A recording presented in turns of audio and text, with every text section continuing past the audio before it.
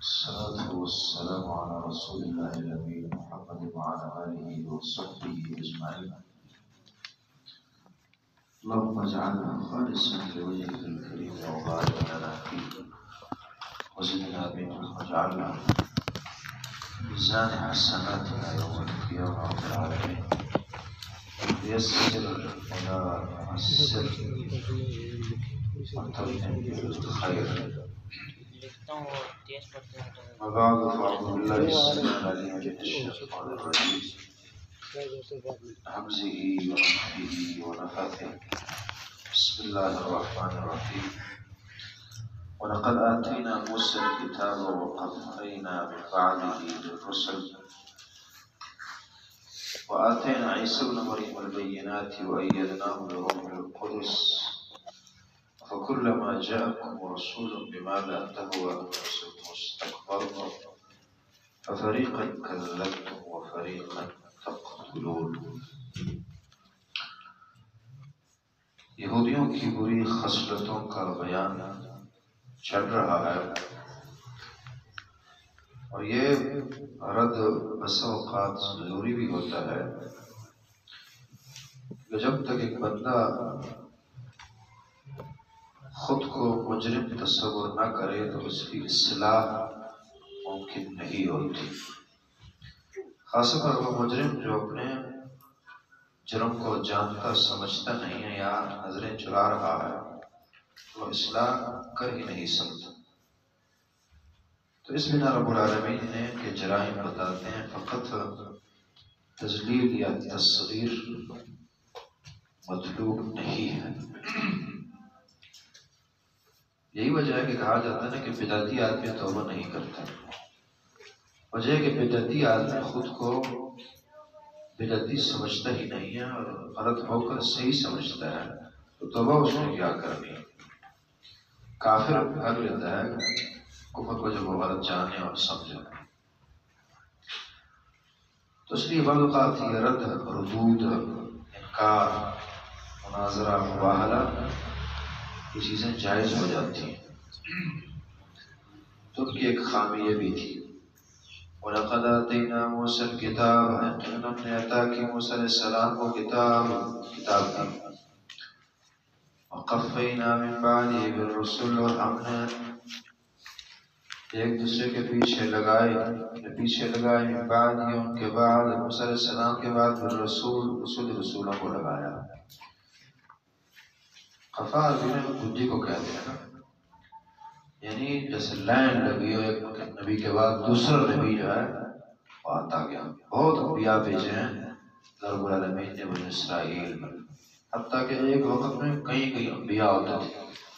اس آج کل ہماری امت میں علماء ہیں ان کے انبیاء آتے تھے، رسولهم الانبیاء سے بخاری کرتے انبیاء ہی ان کے معاملات جو ہے وہ چلایا کرتے تھے۔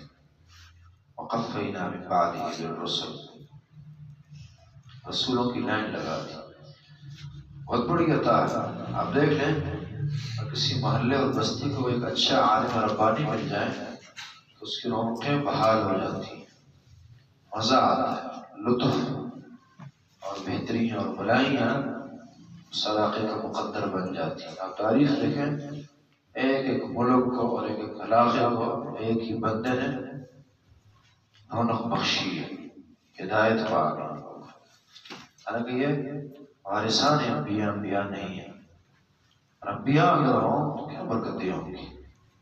شاید آپ احساس رکھتے ہوں کہ دینداروں کی وقت ہوتی ہے، اہمیت ہوتی ہے۔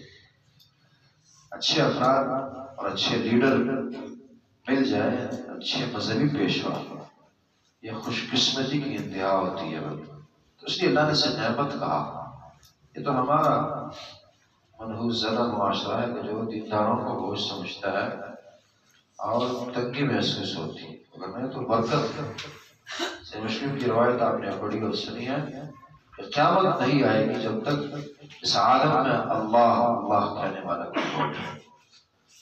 اتنے برکت والے کلمات اور اتنی پیاری یہ دعوت ہے توحید کی، قرآن کی، حدیث کی، اور اسی کو اللہ نے نعمت کہا ہے۔ یہاں انبیاء ہم نے بھیجے بار بار، جتنے زیادہ ہوتے ہیں خیر ہوگی، علماء پڑھتے جائیں، نیک اولاد پڑھتی جائیں، انسان کی سارے ہی قرآن حدیث کی تعلیم حاصل کریں، برکت ہوگی۔ لوگ کہتے ہیں کہ ساروں کو پڑھا کے پھر کرنا کیا، ساروں کو پڑھا تھوڑی سے صرف دنیا مطلوب ہے، اسلام مطلوب ہر بندے کی ہو جائے گی، برکتیں آئیں گی۔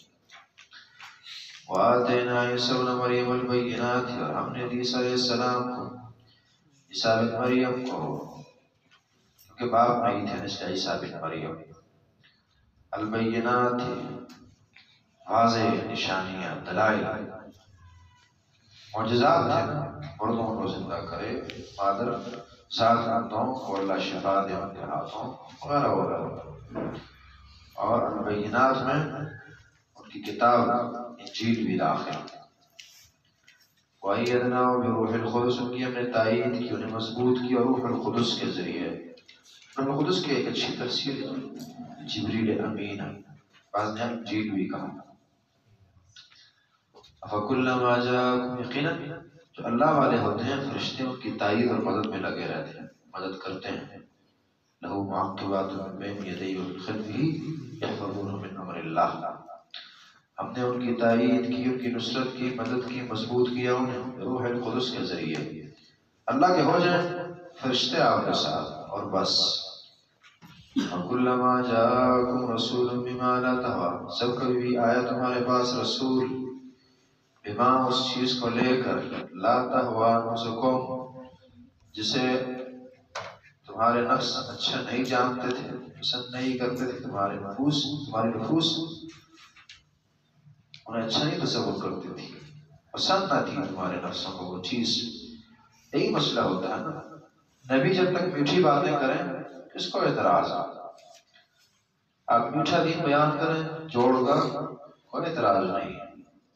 مشکل تو اس وقت ہے جب آپ صحیح توحید کی دعوت دیں، غلط کو غلط کریں، سود خور معاشرے میں کھڑے ہوں سود پر رد کریں، مشرکین کے معاشرے میں شرک پر رد کریں، حرام خوروں کے میدان میں حرام خوری پر رد کریں، پھر دیکھیں کیسے توڑ بنتے ہیں، ان کی عادت ہوتی ہے۔ بخاری کی حدیث آپ نے سنی ہوگی، نبی صلی اللہ علیہ وسلم پر وحی آتی ہے، پریشان آتے ہیں، خدیجہ کے پاس پہنچتے ہیں اور ورقہ کے پاس لے کر جاتی ہے، اور نبی علیہ السلام سے ورقہ صاحب ایک بات یہ کرتے ہیں، کاش کہ میں اس وقت زندہ اور تکڑا رہوں، آپ کو آپ کی قوم نکال دے گی۔ قال مخرجی ہو، کو تعجب ہوا کہ میں اتنا عزتدار آدمی، اتنی محبت مجھ سے لوگ کرتے ہیں، صادق و امین ہوں، اور مخرجی ہو کہ مجھے نکال بھی دیں گے، یعنی تعجب کا انداز ہے، بہت تعجب کہ مجھے نکال دیں گے۔ ہاں جو بھی وہ دعوت لے کر آیا، جو آپ لے کر آئے ہیں، قد دیا اس سے دشمنیاں کی گئی، یعنی وہی نبی علیہ السلام جیسا مقدس عظیم اخلاق ہر لحاظ سے منفرد آدمی اگر سچی بات کرے گا تو باللہ عود یہ دشمنیاں ہوں گی اس سے۔ تو جس دائی کی دشمنی نہ ہو، کوئی اس سے دشمنی نہ رکھے، اس کا مطلب ہے کہ اس کی دعوت جو نبی دعوت ہے اس کے اندر مسائل ہے، اس میں صرف جوڑ اور توڑ نہیں، ہاں توڑ مطلوب نہیں ہے، توڑ آپ نہیں لائیں گے، اگلے خود ہی پیدا کر لیں، انہیں ہضم ہی نہ ہوگی آپ کی اچھی بات۔ آپ نے اپنا حلیہ، اپنا انداز، گفتگو کا طریقہ نہیں بدلانا، بہت مثبت رکھنا ہے۔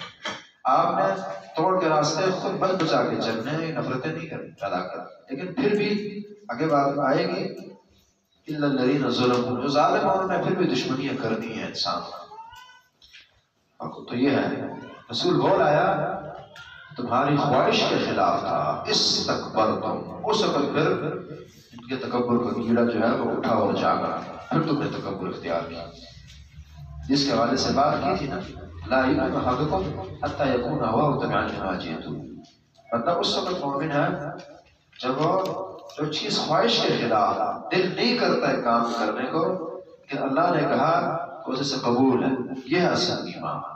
ایمان بنتا ہی تب ہے جب بندہ اپنی خواہش کو ہی قربان کر دے اللہ کے آگے۔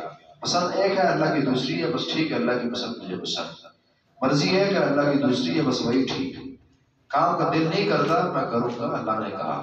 پھر منشط اور مکر بخاری کی روایت، دل کرے نہ کرے اللہ کی بات مان، فائدے میں ہے یا خلاف ہے بات ماننی۔ اسی طرح گواہی دینی ہے، روکا بالقربہ، اگرچہ وہ اپنا کے خلاف ہی کیوں نہ جا رہی ہے، یہ ہے حتی یکون هواه تبعا لما جئت به، استکبر، تکبر کی۔ یہودیوں کی بیماری ہے کہ میٹھا دین لیتے ہیں کڑوا چھوڑ دیتے ہیں، جو موافق اور قبول کرتے ہیں، جو مخالف اور نہیں مانتے مستقبل۔ فریقاً کذبتم، ایک گروہ کو تم نے جھٹلایا، انبیاء کے گروہ کو تم نے جھٹلایا، نہ مانا، اور یہی نہیں وہ فریقاً تقتلون، ایک گروہ کو قتل کرنا بھی شروع کر دیا۔ بات پھر یہاں ہے کہ انبیاء جو ہیں انہوں نے قتل کیے ہیں، وہ فریقاً تقتلون، انبیاء جو عزت کے لائق تھے، احترام کے تھے، شکریہ کے لائق تھے، تو انہیں قتل کرنا شروع کی۔ اور پھر ہر یہود زدہ معاشرے نے انبیاء کے بعد انبیاء کے وارثوں کو قتل کیا ہے، ظلم کیا ہے، زیادتی کیا، ان پر پریشان کیا۔ آج کے زمانے تک اور قیامت تک یہ سلسلہ چلتا رہے گا۔ جو بھی نبی کی دعوت دے گا اس کے لیے سختیاں، تکالیف، مشکلات، جیل، قید وغیرہ وغیرہ مسائل ہوں گے۔ وفریقاً تقتلون، تکبر دیکھیں ان کا۔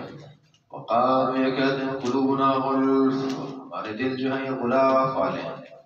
تو معنی ایک ہے غلاف، یعنی یہ بالکل علم سے بھرے دل ہیں جی، اس طرح کے غلاف کے اندر قرآن پورا کے پورا ہونا، یہ بالکل بھرے دل ہیں جی، ہمارے پاس پڑھا گیا، میں نہیں ضرورت تمہاری سطحی باتوں کی، ہمیں کیا ضرورت، ہم پڑھے لکھے لوگ چٹائیوں پر بیٹھ کے پڑھیں گے اور سنیں گے اور سمجھیں گے، تمہاری تابعداری کریں گے، یہ دور کی بات ہے۔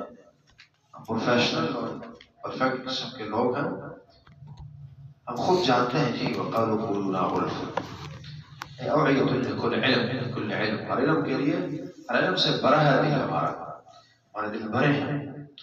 اور دوسرا معنی یہ بھی ہے غلف، بھر، جیسے غلاف کا اغلف کی جمع، اس طرح کہا کرتے تھے نا وقالوا قلوبنا فی اکنۃ مما تدعونا الیہ وفی آذاننا وقر، ہمارے کانوں میں بوجھ ہے، ہمارے دل جو ہے تمہاری باتوں کو نہیں قبول کرتے ہیں، تمہاری باتیں نہیں سمجھ آتی ہیں، سچی سی باتیں چھوٹی چھوٹی، ہم اس کے لائق اور قابل ہی نہیں ہیں، بڑی باتیں کرو، یہ کیا جی نماز ایسے پڑھنی ہے، تہجد اس طرح پڑھنی ہے، اور نماز سنت کا وضو کا طریقہ یہ ہے، قربانی کا یہ ہے، یہ چھوٹی باتیں، پرانی باتیں، جدت کی بات کریں آپ، بڑی لکھی بات کا۔ تو اس طرح قرآن میں سب کچھ ہے۔ قالوا قلوبنا غلف، یہ تکبر تھا دونوں صورتوں میں۔ اللہ نے ٹھیک جواب دیا ہے، بلکہ ایسی کوئی بات نہیں ہے، نہ ان کے پاس علم ہے، جاہل ترین لوگ ہیں، اور نہ واقعی کہ ان کے کان بند ہیں، انہیں باتیں نہیں سمجھ آتی، آ سکتی ہیں، لیکن مسئلہ دوسرا ہے، کیونکہ بڑے اضرار کے لیے آتا ہے، مانا ہے کہ ان کی جو باتیں یہ غلط ہے، بلکہ اصل جو وجہ ہے وہ کیا ہے؟ بل لعنہم اللہ بالکفر، ملعون ہے، ان پر پھٹکار پڑی ہے، اور وہ لعنت جو ہے ان کو محروم کر رہی ہے۔ کوئی ان کی صلاحیتیں ہیں، نہ ان کی کمال ہے، بلکہ لعنت انہیں محروم کر رہی ہے۔ بل لعنہم اللہ بالکفر، بلکہ اللہ رب العالمین نے لعنت کی ہے ان کے کفر کی وجہ سے، ملعون قوم ہے۔ اللہ اکبر، کفر، ناشکری، ناقدری، لیکن نافرمانی لعنت کا ذریعہ۔ تو مغضوب، یہود جہاں مغضوب وہاں ملعون بھی ہیں، یہاں دونوں آگے لعنت بھی آگیا۔ کفر میں کفر کی وجہ سے اللہ نے فالتو نہیں کیے، قابل تھے اس کے، کفر تھا ان میں۔ قلیلا ما یؤمنون، بس بہت کم ہے، ما وہ مقدار جو ایمان لاتے ہیں، یہ پہلا معنی، ان کے ایمان کی مقدار بہت کم، ان کو ایماندار کہتے ہیں نا، بڑا تھوڑا ایمان ہے ان کا، بڑا ہلکا ایمان ہے، جو ایسی باتیں نکالتا ہے منہ سے کہ۔ اور دوسرا معنی قلیلا ما یؤمنون، کہ ان میں ایمان لانے والے کا بس کم ہے وہ جو ایمان لاتے ہیں، یعنی واقعی عبداللہ بن سلام اور گنے چنے چند بندے ایمان لائے ہیں، اور یہ کافر ہیں باقی سارے۔ فلما جاءهم کتاب من عند اللہ، جب ان کے پاس آئی کتاب اللہ رب العالمین کی جانب سے، اللہ کی طرف سے کتاب آپ پہنچی، قرآن، اور کتاب بھی ایسی نہ تھی جو ان کے دین کے خلاف جاتی، بلکہ مصدق لما، تصدیق کرنے والی اس چیز کی جو ان کے پاس تھا، کتاب آپ پہنچی اس چیز کی تصدیق کرنے والی جو ان کے پاس تھا۔ یعنی قرآن نے کل ہم نے بات کی تھی تفصیلی، قرآن نے تصدیق کی ہے تورات کی، ان کی باتوں کو سچ کہا ہے، جو خوشخبریاں وہاں تھی وہ یہاں پوری ہوئی ہیں، اور جہاں مسائل وہاں بیان ہوئے تھے، پیشن گوئیاں ہوئی تھی، وہاں ایک تکمیل وہاں یہاں کا ہوتی ہے، تو مصدقا لما معہم، اور اسی طرح اس کے علاوہ بھی آپ یاد رکھیے، یہودی ہو، عیسائی ہو، ہر کافر، جس کے بعد ایک مثبت چیز ہوگی نا تو قرآن نے اس کی تائید کی ہوگی۔ آپ دیکھ لیں ان کے جو مسلط، جو سیاسی مثبت پہلو ہیں، اس کی تائید بھی قرآن میں پائی جاتی ہے۔ جو مثبت چیزیں ہیں وہ سائنسی ہو، سیاسی ہو، جدید ہو قدیم ہو، سب کی تصدیق قرآن نے کی ہے۔ مصدق اللہ، یعنی ہر حق کسی سمندر کی تہہ سے آپ کے حق لے آئے نا، اگر وہ حق ہوگا کسی بھی مذہب سے ڈھونڈ کر لے آئے مثبت چیز، اگر مثبت ہوگی وہ قرآن میں پائی جائے گی، قرآن نے اس کی تصدیق کی ہوگی۔ مصدق الامام، جو کے پاس اس کی تصدیق کرنے والی کتاب ہے۔ اور پھر یہ بھی نہ تھا کہ ٹھیک ہے چیز تو اچھی تھی لیکن یک دم آئی نے خبر ہی نہ تھی، پتہ نہ چل سکا، نہیں انہیں اچھی طرح پتہ تھا بلکہ منتظر تھے اس کے۔ فرمایا وَكَانُوا مِن قَبْلُ، اور وہ تھے اس سے پہلے يَسْتَفْتِحُونَ، فتح مانگتے تھے، طلب کرتے تھے، عَلَى الَّذِينَ كَفَرُوا، نو پر جنہوں نے کفر کیا، یا کافروں مشرکوں سے کہا کرتے تھے مدینہ کے باسیوں سے، یہ صبر کرو ایک نبی آنے والا ہے، نبی آئے گا، اس کے ساتھ مل کر تم سے لڑیں گے، جہاد کریں گے، صفایا کریں گے تمہارا، مدینہ پھر ہمارا ہوگا تمہارا نہیں۔ یستفتحون، فتح مانگتے تھے، فتح طلب کیا کرتے تھے۔ دوسرا معنی یہ بھی ہے کہ اللہ سے مانگتے تھے، یا اللہ لے آ وہ نبی، یستفتحون، فتح اللہ سے مانگتے تھے کہ یا اللہ لے آ نبی تاکہ ہم تیرے دین کا بول بالا کریں۔ یستفتحون علی الذین کفروا، فلما، بات وہی ہے کہ نیت اچھی لے کر آئے ہیں، بندے برے ہیں محروم ہو گئے۔ فلما جاءوا ما عرفوا كفروا به، جب ان کے پاس آئی وہ چیز عرفوا جو انہیں پہچانی، دین، اسلام، قرآن، نبی، ما عرفوا میں تمام داخل، جب ان کے پاس یہ حق آ پہنچا، کفروا به، انہوں نے اس پر کفر کیا۔ اب تک منتظر تھے کہ آئے آ گیا، لیکن بات وہی آیا ان کی مرضی کا نہ آیا۔ ان کی چاہت یہ تھی کہ نبی ان عربوں میں سے نہ ہو اور ہم یہودیوں میں سے ہو، بنو اسماعیل میں سے نہ ہو، بنو اسحاق میں سے ہو، بس صرف اتنی بات۔ اکثر آپ دیکھ لیں دین سے محرومی یہ ذاتی اور دنیائی وجوہات کی بنا پر ہوتی ہے، ذاتی اور دنیائی وجوہات کی بنا پر ہوتی ہے، مسلکی بنیاد پر ہوگی، ایسی اور وجہ ہوگی۔ دین سے محرومی دین کی بنا یہ کم ہوتی ہے، اگر آپ کی بات سمجھ آ جائے، دین سے محرومی دین کی بنا کم ہوتی ہے۔ اکثر لوگ کہتے ہیں کچھ ہے، اندر بات کچھ ہوتی ہے۔ مذہب کی بات نہیں ہوتی، اندر سے سیاسی فائدے ہوتے ہیں، اندر سے کرسی کا مسئلہ ہوگا، اندر سے خاندانی مسائل ہوں، یہ چیزیں ہوتی ہیں جو منع کرتی ہیں۔ یہی تو بڑے بڑے کافر کہا کرتے تھے کہ ہم جانتے ہیں یہ نبی برحق، اب دینی مسئلہ نہیں تھا، حق کا یہ نبی، لیکن یہ کہ بس ہونا یہ چاہیے، یہ سردار، پھر یہ سردار رہے ہیں اور ہم جی تابعدار بنے، یہ کیسے ہو سکتے؟ اور یہودی کہیں کہ جی بنو ہم میں سے، ہمارے خاندان میں سے بنو اسماعیل میں سے آنا چاہیے، ان میں سے کیوں ہے؟ تو یہ ذاتی مسائل ہیں، یہ دنیائی مسائل دینی نہیں ہے۔ فلما جاءوا ما عرفوا كفروا به فلعنة الله على الكافرين، بس اللہ رب العالمین کی لعنت ہے کافروں پر۔ یہاں چھپ کر کو کافر بھی کہہ دیا، یہ کافر ہیں تو اللہ کے دین میں اپنی مرضی کرنا چاہیں، اور نبی بھی اپنی مرضی کا اور دین بھی اپنی مرضی کا۔ فلعنۃ اللہ علی الکافرین، اللہ کی لعنت ہے کافر، کیونکہ یہ کافر، پوری بات اس طرح بنتی ہے کہ یہ کافر ہیں اور کافروں پر اللہ کی لعنت ہے، فلعنۃ اللہ علی الکافرین۔ تو کیا یہ کامیاب ہو گئے؟ نہیں، بئس ما، یا ان کی حالت کیا ہے؟ یہ روش کیسی ہے؟ بئس ما، کتنی بری ہے وہ چیز، اشتروا بھی، جنہوں نے اشتروا بھی بیچا انہوں نے، بیچ جس پر انفسہم اپنے آپ کو، کیا چیز ہے؟ یکفروا بما انزل اللہ، انہوں نے خود کو کفر پر بیچا نا، کتنا برا ہے وہ کفر جو انہوں نے کیا، خریدا کفر کو اور اسلام کو بیچا، کفر کر کے اس چیز پر جو اللہ نے نازل کیا۔ بئس ما، کتنا برا ہے وہ، اشتروا، بیچا ہے بھی، جس کے بدلے انفسہم، انہوں نے خود کو، وہ کیا تھا جن پر انہوں نے خود کو بیچا؟ وہ کفر تھا، بما انزل اللہ، انج مصدریہ ہے نا، سارے جملے کو مصدر اور اسم کے معنی میں کر دیا، معنی ان یکفروا بما انزل اللہ، کفر کرنا اس پر جو اللہ نے نازل کیا، اس کے بدلے خود کو بیچ دیا انہوں نے، کفر پر خود کو بیچا، کتنا برا یہ سودا ہے، معنی یہ کتنا برا ہے وہ سودا جس پر بیچا انہوں نے خود کو کفر کر کے اس پر جو اللہ نے نازل کیا۔ پھر بعض اوقات بندہ نہ جان کر کرتا ہے، بڑھ گیا، سرکشی کر دے، مرادی بگاڑ تھی ان کی، بغیاں سرکشی اور حسد کرتے ہوئے، حسد کس بات پر، سرکشی کس بات پر، تکلیف کس بات پر تھی انہیں؟ ایو نزل اللہ، یہ کہ اللہ رب العالمین نے نازل کیا ہے، کرتا ہے من فضل اپنا فضل عالمین، جس پر چاہے میں نے بادی اپنے بندوں میں سے۔ تکلیف یہ تھی کہ فضل، نبوت، قرآن، حدیث، یہ ان میں سے کیوں؟ ہم میں سے ہونا چاہیے تھا یہ معاملہ. اس لیے فرمایا حسد یہ ہے کہ نبی میں سے کیوں بنتا ہے اور بنا ہے ہم میں سے بننا چاہیے تھا.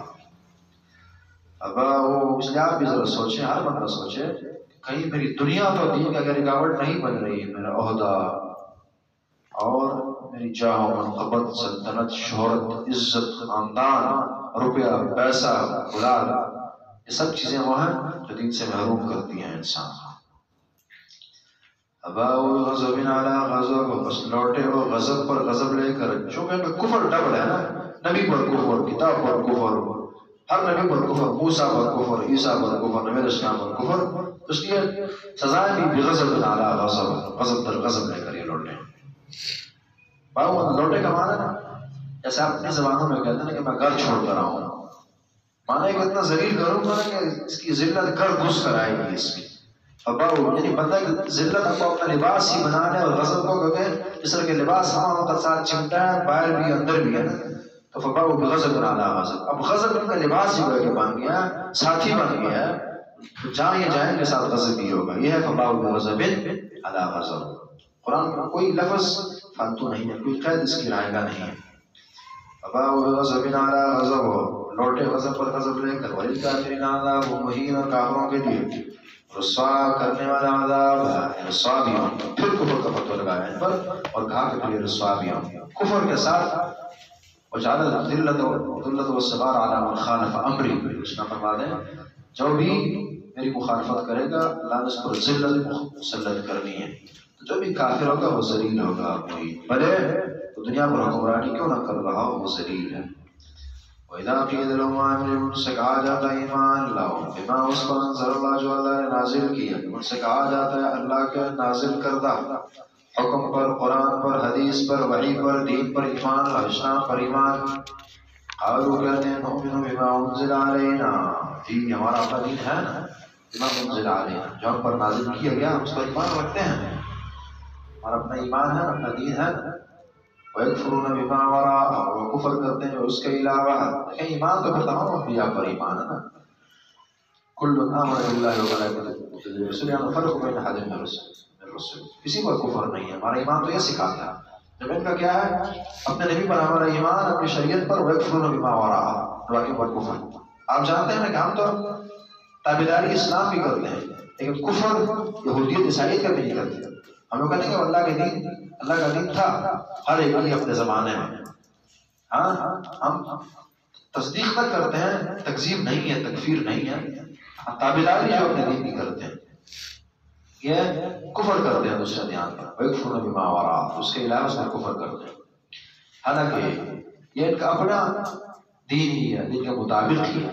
اول حق مصدقا لما معهم، اور یہ حق ہے تصدیق کرنے والا اس چیز کی جو ان کے پاس ہے. یہ دین، یہ قرآن، یہ حدیث تصدیق ہے اس میں اس چیز کی جو ان کے پاس ہے، مخالف چیز بھی نہیں ہے. کل بات کی تھی ایک بندہ آپ کے خلاف کوئی چیز لے آئے آپ نہیں ماننا، آپ کی اپنی چیز لائے تو کیوں نہ مانے. اور کہہ دیجیے فَلِمَ تَقْتُلُونَ انبیاء اللہ، یہ کہتے ہیں نا کہ ہم ایمان والے ہیں نا. اللہ نے پیارا جواب دیا، بتاؤ کہ نبیوں کو قتل کرنا یہ کس ایمان کا تقاضا ہے. جی اگلا بندہ کہتا ہے میں بڑا نیک ہوں یار، میں بڑا نیک ہوں. پھر اللہ کہہ رہا تھا فلانے کا پھر خون کیوں بہایا، بڑے نیک آپ بندے قتل کیے جا رہے ہیں اور میں نیک. تو ایمان ہے. اور دوسری طرف جو ایمان کے داعی ہیں اور لیڈر ہیں انبیاء، ان کا قتل بھی آپ کیے جا رہے ہیں. یہ کون سا ایمان؟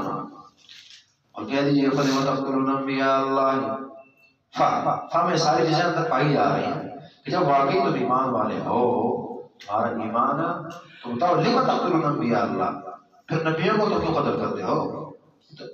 چلے اگر اسلام نہیں تمہارا تو نبیوں کو قتل کرنے تو تمہاری کتابوں میں بھی نہیں ہے اور تمہاری شریعت میں بھی نہیں ہے. تو یہ کون سا ایمان ہوا؟ قرآن میں کمال ہے کہ لفظ کے اندر نا پورا سمندر مخفی ہو، وفائی یہ سب کچھ بتا رہی ہے. فَلِمَ تَقْتُلُونَ انبیاء اللہ، قتل کرتے اللہ رب العالمین کے انبیاء کو تو قتل کرتے تھے اور کر رہے ہو. قبل اس سے پہلے ان کو تم مومن، اگر تم مومن ہو، اگر مومن ہو نبی تو قتل ہوتے رہے ہیں ہمارے ہاتھ. تین چار دفعہ اللہ نے جرمانہ بیان کی. وَلَقَدْ جَاءَكُم مُوسَىٰ بِالْبَيِّنَاتِ، تمہارے پاس آئے تھے. اب دیکھیں نا انہوں نے اپنے دین کا حوالہ دیا نا. اس کی مثال آپ اس طرح سمجھیں، اگلا کہتا ہے جی ٹھیک ہے جی میں بھی قرآن اور حدیث کو مانتا ہوں جی، صرف آپ کہاں مانتے ہیں جی، میں بھی مانتا ہوں، ہم بھی بخاری پڑھاتے ہیں، ہم بھی پڑھتے ہیں، ہم بھی حدیث پر عمل کرتے ہیں، ہمارا مسلک بھی سارا قرآن سے مستنبط ہے۔ اچھا پھر تمہارے ہدایے میں فلانے میں قرآن کے خلاف ہی فتویٰ کیوں، فلانی بات پہ کیوں، یا تو پھر قرآن کو چھوڑ کر اس کی فلانی بات مانتے کیوں؟ دعویٰ ہے ہم قرآن حدیث کو مانتے ہیں، تو پھر جو قرآن کے خلاف ایسے مثال دی تھی کہ اللہ کو عرش پر کیوں نہیں مانتا، تمہاری کتابوں نے بھی کیا کر رہا عرش پر ہے، تمہارے بزرگوں نے کہا، پھر تو نہیں مانتا۔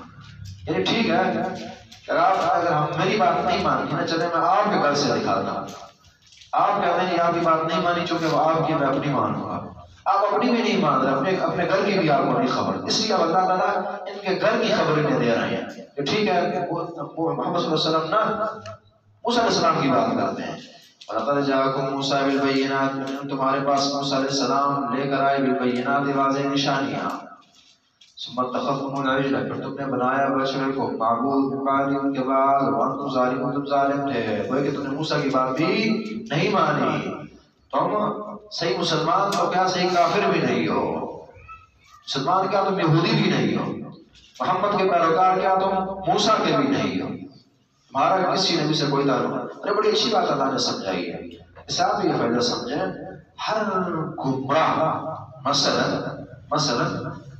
آپ کا کسی رافضی سے واسطہ پڑتا ہے، رافضی سے کبھی بھی نہ یہ بات نہ کریں کہ جی اہل بیت، یا اہل بیت بات کرنے کا تک ہے ہی نہیں انہیں، اہل بیت سے کیا تعلق، علی سے ایک رافضی کا کیا تعلق، جو علمدار ہے توحید کا اور دشمن ہے شرک، ان سے مشرکوں اور گروہوں کے پجاریوں کا کیا تعلق، اس لیے آپ بھی پہلو نہ بنایا کریں، نہ اختیار کیا کریں، شاعری کی بات کریں آپ امیر معاویہ پر انشباط نہ کریں، آپ علی پر کریں، کہ علی کا نام آپ اس منہ سے لیتے ہیں، علی سے کیا تعلق، کیا واسطہ، کیا وسیلہ، کیا ذریعہ تمہارا بن سکتا ہے، علی ہمارے یہ صحابی ہے، وجہ کہ یہ صحابی ہے اور صحابہ ہمارے ہیں، تم صحابہ کا دشمن، یعنی جو جس پوائنٹ کو یہ اٹھائیں گے وہی خود ان کے پاؤں کاٹے گا، اس لیے طریقہ یہ ہے کہ ان سے آپ باقی صحابہ پر نہ بولیں، بیعت سے ان کی واسطہ نہیں بنتا۔ اللہ نے اس طرح کی بات کی کہ ان یہودیوں کو موسیٰ علیہ السلام کا حوالہ دیا، موسیٰ سے تمہارا کیا تعلق ہے، موسیٰ تو شرک پر رد کرنے والے ہیں اور تم مشرکین ہو، اتخذتم العجل من بعدی وانتم ظالمون۔ پڑھا تو یہ ہر گمراہ کو اپنے رازی کو میں نے ایک مثال دی ہے، ہر گمراہ جس اچھی شخصیت کو اٹھا کر پیش کرے گا نا اور شریعت کے جس مثبت پہلو کو اٹھائے گا وہی اس کی اپنی موت ہوگی، اسی کے اندر تھوڑا جانکنے اور دیکھنے کی ضرورت ہوگی۔ وَلَقَدْ جَاءَكُم مُوسَىٰ بِالْبَيِّنَاتِ، تمہارے پاس موسیٰ علیہ السلام واضح نشانیاں لے کر آئے، دلائل، کتاب، معجزات، ثُمَّ اتَّخَذْتُمُ الْعِجْلَ، پھر تم نے بنایا بچڑے کو من بعدی ان کے جانے کے بعد، تم ظالمون، تم ظالم تھے، مشرک بن۔ وَإِذْ أَخَذْنَا مِيثَاقَكُمْ، جب ہم نے تم سے لیا پختہ وعدہ، وَرَفَعْنَا فَوْقَكُمُ الطُّورَ، تمہارے اوپر اٹھایا طور پہاڑ کو۔ دیکھیں بعض اوقات قرآن میں آپ کو تکرار تو نظر آتا ہے، ابھی واقعات پیچھے بھی گزرے ہیں کہ دیکھیں اللہ نے پہاڑ طور کو اٹھایا اور اسی طرح موسیٰ علیہ السلام تمہارے پاس آئے تھے، تم نے شرک کی، اللہ نے بخشا، یہاں پھر یہ بات آ گئی، لیکن بات میں فرق ہے، انداز میں فرق ہے۔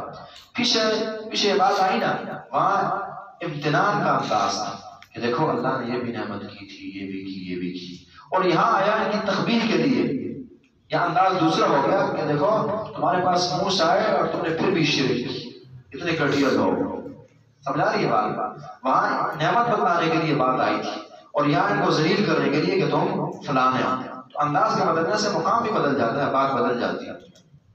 اس لیے قرآن میں تکرار نہیں ہے، جب کو تکرار لگے اور آنکھوں کا حال تو ہوگا، اصلا تکرار نہیں ہوگا، مقاصد الگ ہوں گے، مطالب الگ ہوں گے، وجوہات الگ ہوں گی، اسباب الگ ہوں گے، فائدے الگ ہوں گے۔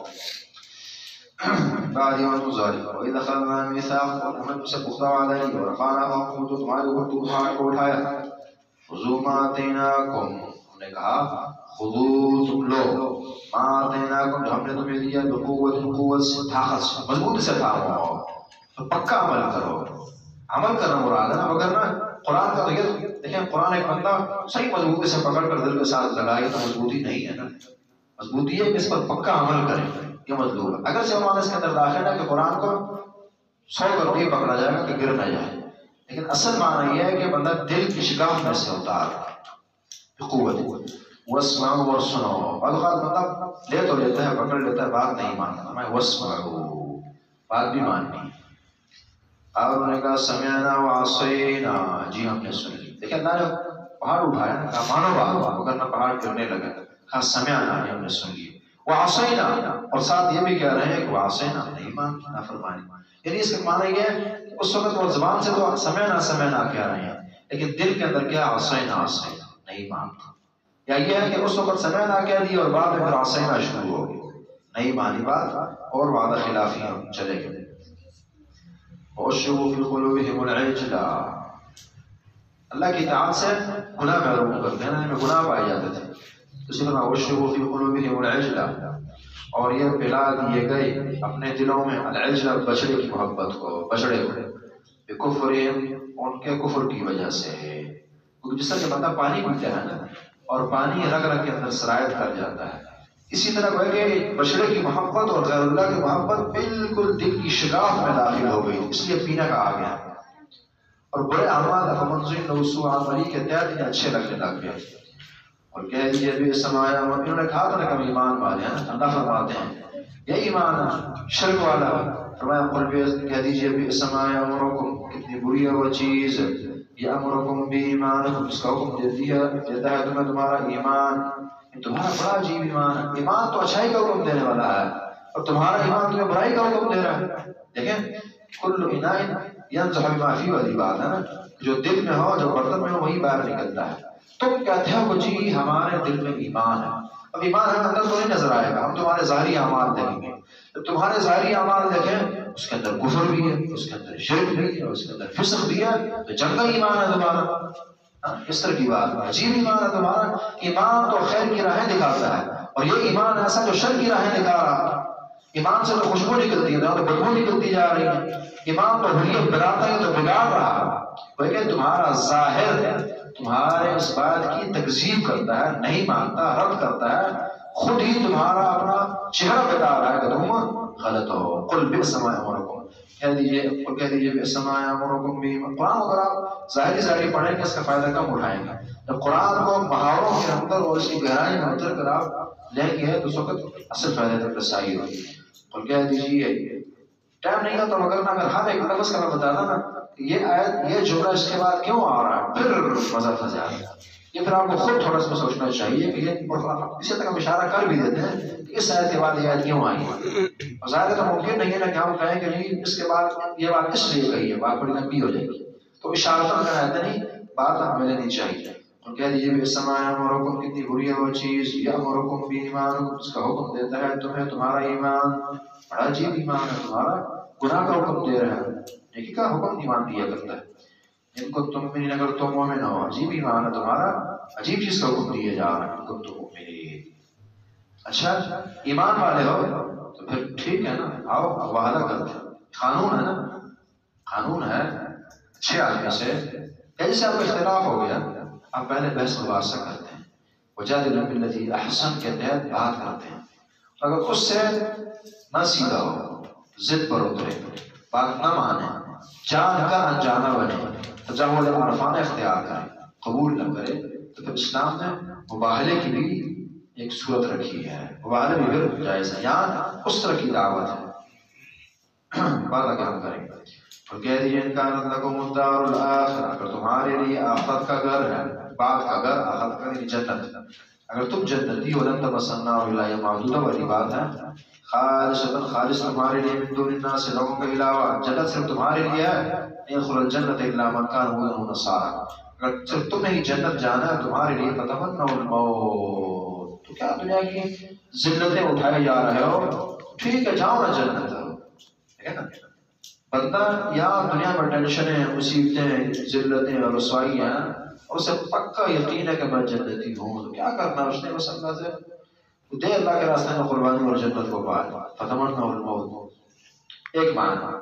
دوسرا یہ ہے ٹھیک ہے جب تم اتنے پکے جنتی اور سچے ہو تو آؤ تمنا الموت، آؤ جی مباہلہ کرتے ہیں، کیونکہ مباہلے میں موت کی تمنا ہوتی ہے نا، اللہ اگر میں سچا ہوں اور یہ جھوٹا ہے تو اسے مار، ایسے کلمات کے ملتے جلتے کہہ دیے جاتے ہیں، اور نہیں تو دوسرا مباہلے کا طریقہ ہی، تو پھر یہ ہے اسٹیپ، تو مباہلہ اسلام میں جائز ہے۔ آگے جا کر آپ پڑھیں گے بھی سورہ آل عمران 61 نمبر آیت میں قل تعالوا ندعو ابناءنا وابناءكم ونساءنا ونساءكم وانفسنا وانفسكم ثم نبتهل فنجعل لعنة الله على الكاذبين، اور ترمذی وغیرہ کی روایت میں بھی ہے، پھر آل عمران میں پڑھیں گے انشاءاللہ۔ وہاں نبی اسلام نے عیسائیوں کو دعوت دی تھی کہ آؤ مباہلہ کرتے ہیں، وہ کر نہ سکے، یہاں یہودیوں کو بھی ایک لحاظ سے تو آؤ مباہلہ کرتے ہیں، تو مباہلہ اسلام میں جائز ہے، کچھ شرائط اور اصول اس کے لیے ضروری ہے۔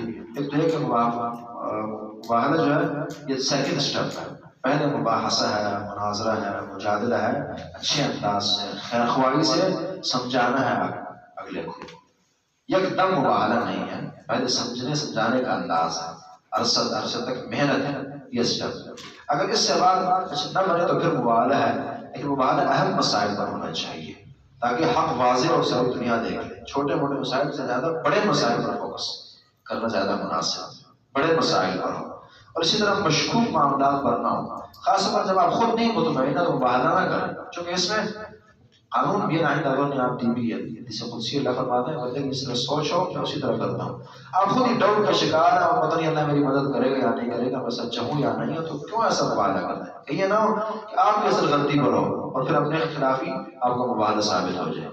اس لیے جب آپ خود یقینی طور پر کہہ رہے ہیں اور یقینی طور پر ہے اعلیٰ بصیرہ ہے کہ میں سچا ہوں اور کچھ نہیں ہو، کریں بسم اللہ، پھر واقعی کچھ نہیں ہوگا، صلی اللہ پر توکل کریں، سارا عالم ایک طرف اور دوسری طرف کچھ نہیں ہوگا، اسے ہی شکست ہے۔ معنی یہ نہیں ہے کہ آپ ڈریں، جب یقینی معاملہ ساری دنیا خلاف میں کھڑی ہے بالکل مباہلہ کریں، تو آپ کے پاس قرآن کے دلائل ہے، حدیث کے دلائل ہے، اور ومن یتوکل علی اللہ فہو حسبہ پر عمل ہو، توکل کریں اللہ پر، کچھ نہ ہوگا۔ تو یہ کچھ شرائط ہونا ضروری ہے۔ تو فتمنا الموت، آؤ موت کی تمنا کرو، ان کو تم صالحین، اگر تم سچے ہو، ٹھیک ہے دلائل سے بات نہیں بنتی، مناظرہ مباہلہ کر لیتے ہیں، یہ دوسرا معنی ہوگا۔ تمنا الموت، ان کو تم صالحین، موت کی تمنا کرو اگر تم سچے ہو۔ خود ہی اللہ نے فرمایا کہ نہیں، وَلَن يَتَمَنَّوْا، ہرگز اس کی تمنا نہیں کریں گے، موت کو ایک ہاں مانگ سکتے ہیں ابدا کبھی بھی، کیوں؟ اچھے لوگ اس لیے نہیں، ما قدمت ایدیہم، بوجہ جن کے ہاتھوں نے آگے بھیجے، ان کو اپنے کرتوت پتہ ہے، لیکن موت کی بری چیز نہیں ہے، یہ تحفہ ہے۔ دنیا ٹینشنوں کی زندگی ہے اور دو دن کی زندگانی ہے، اصل جنت ہے۔ نموذ احدکم فی الجنہ، نموذ صوت احدکم فی الجنہ خیر من الدنیا وما فیہا، بخاری کی روایت کہ جنت میں اگر ایک چابک اور ایک گھوڑے کے برابر جگہ بھی اگر کسی کو مل جاتی ہے تو تمام دنیا سے بہتر ہے انسان کی، اتنی عظیم جگہ ہے۔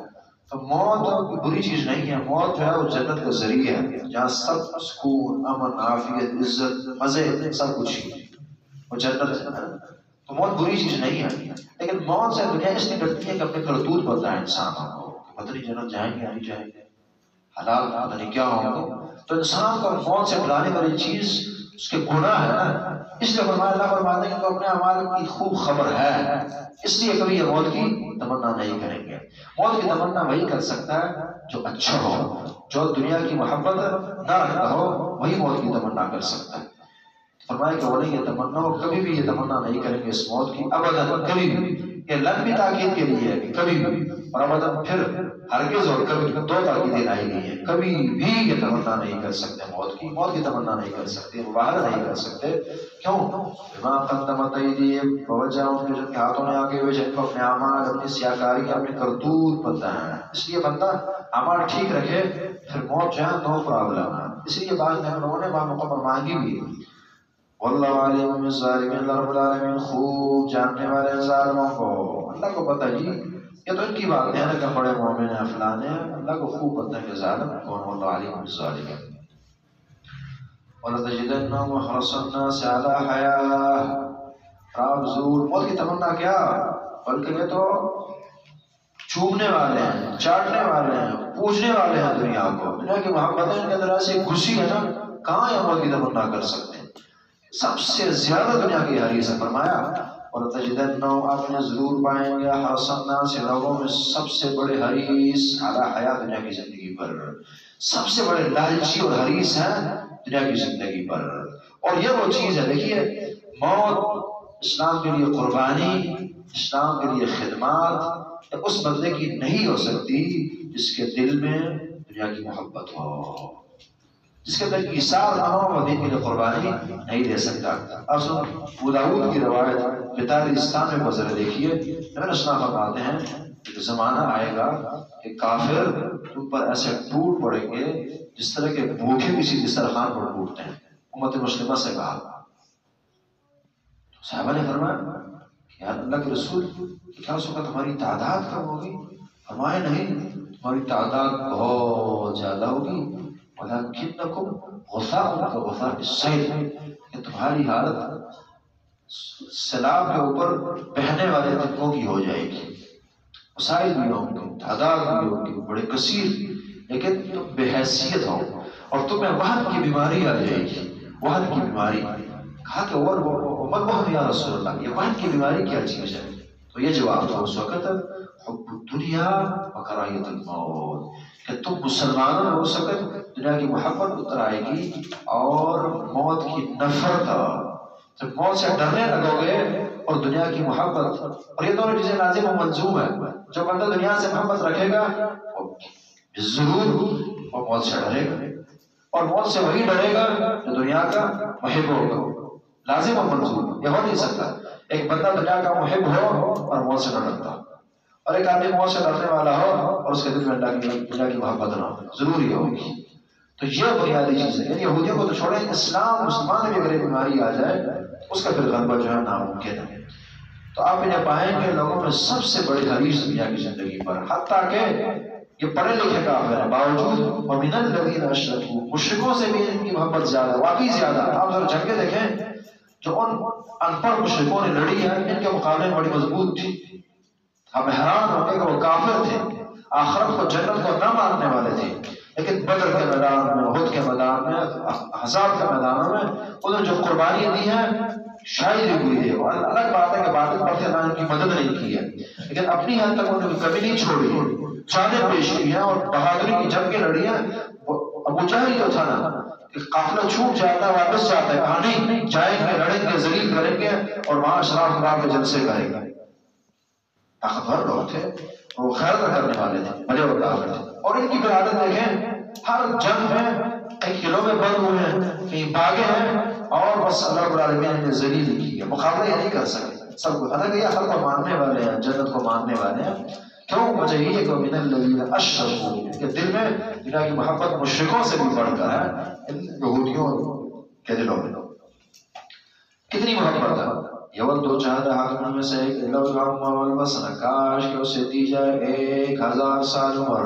کی چاہت یہ ہے کہ فی بندہ جو ہے ہماری زندگی 50-100 سال نہیں 1000 سال ہونی چاہیے۔ ان کی دعائیں بھی پھر نکلتی تھی، عشق الفن روز، 1000 سال تک آپ جیتے رہے۔ اسی طرح عمر والفسن ان کی صدائیں ہوتی تھی 1000 سال۔ سمجھ یہ آئی مومن کی شان نہیں ہوتی دنیا پرستی، دنیا کی محبتیں اور دنیا کی عمریں، ہاں نیکی کے لیے، جنت کی کمائی کے لیے۔ بس اتنی عمر بندے کو ملے تو اس انسان کو جنت مل جائے، یہ کامیاب بندہ، بھلے وہ 10 سال 20 سال کیوں نہ ہو۔ اللہ نے ہر بندے کو اتنی عمر دی ہے کہ اگر اس میں کچھ کرنا چاہے تو وہ جنت کی کمائی حاصل کر سکتا ہے۔ سورہ فاتر نے بھی اسی کی طرف اشارہ کیا۔ کیا الفاظ ہیں؟